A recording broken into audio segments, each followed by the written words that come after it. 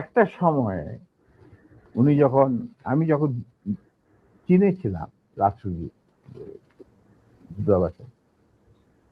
তিনি আমার বাবা কিন্তু জিয়া রহমানের ক্যাবিনেটের সিনিয়র মিনিস্টার পদে নিযুক্ত ছিলেন, কারণ আমার বাবা মনে করতেন যে আমরা আর জিয়া রহমান সব এক, কিন্তু উনি ভেতরে খবর জানতেন না।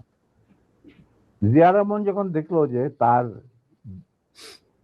তিনি সেনা পরিষদের প্রায় 4,000 লোককে মেরে ফেলেছেন তার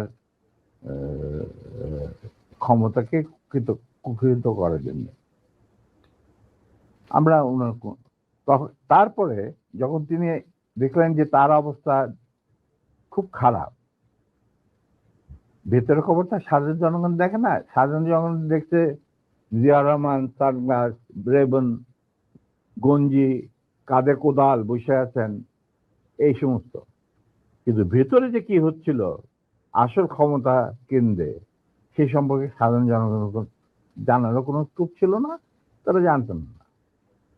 সেখানে তার অবস্থা ছিল নরবলে, কারণ ওইখানে তিনি ডিভাইড এন্ড রুল নীতি প্রয়োগ করেছিলেন, যেটা খুবই মারাত্মক একটা হুমকি ছিল তার জন্য, তিনি হয়তো বুঝতে পারেন নাই। তিনি যখন রাষ্ট্রীয় সফরে আসেন, আমার বাবাকে deputy head of the delegation করে নিয়ে আসলেন এবং আমাকে বললেন যে let us forget and forgive, তোমরা আমাদের পাশে দাঁড়া। আমরা বললাম স্যার এটা আপনার পক্ষে, আপনার বললেন আমি কৃতার্থ, কিন্তু আমার মনে হয় আমাদের পক্ষে সেটা সম্ভব। কারণ এর জন্য সম্ভব না, আপনি আমাদের সহকর্মীদের রক্তে যে রক্তক্ষরণ ঘটিয়েছেন, সেই রক্ত মারিয়ে আপনার পাশে যদি গিয়ে দাঁড়াই, প্রথম গুলিটা আমাকেই যেতে হবে, মুনাফেক হিসাবে। তার আমি আপনাকে বাঁচাবো, বা আমরাই বা আপনাকে বাঁচাবো, সে রাস্তা তো আপনি বন্ধ করে দিয়েছেন। স্যার এটা কত সালে স্যার? এটা যে জিয়া রহমান কোন সালে গিয়েছিল মনে হয় 81,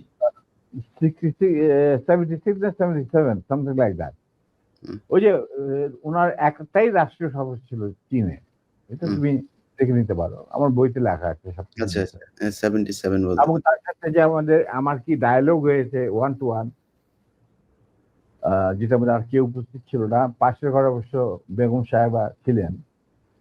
আচ্ছা স্যার, আরেকটা জিনিস পরিষ্কার হয়েছে স্যার, আপনি কি একটা বলছিলেন যে কোরআন শপথ করা হয়েছিল, মানে কি হয়েছে? আমি বলি শোনো, এই যে সেনা পরিষদ, আমরা যখন ভারতে যুদ্ধ করছিলাম, যখন আমরা বুঝতে পারলাম ভারতের গেম প্ল্যানটা, তাদের একটা সুদূর প্রসারী চক্রান্তমূলক একটা পরিকল্পনা রয়েছে, বাংলাদেশকে প্রথমে ক্লায়েন্ট স্টেট, তারপরে অঙ্গভূত করা, সিকিমের মতো। আর সেখানে লেন্দুদ্দোজি ছিলেন, আমাদের মুজিবুর রহমানকে বানানো হলো তাজউদ্দিন, আর পরে মুজিবুর রহমানকে বানানো হলো সেই লেন্দুদ্দোজ।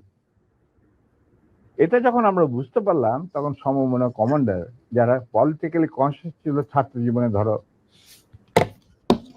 পরবর্তী জীবনে, তখন আমরা বললাম যে আরে আমাদের তো আসল যে যুদ্ধ সেটা তো হবে স্বাধীনতার পর।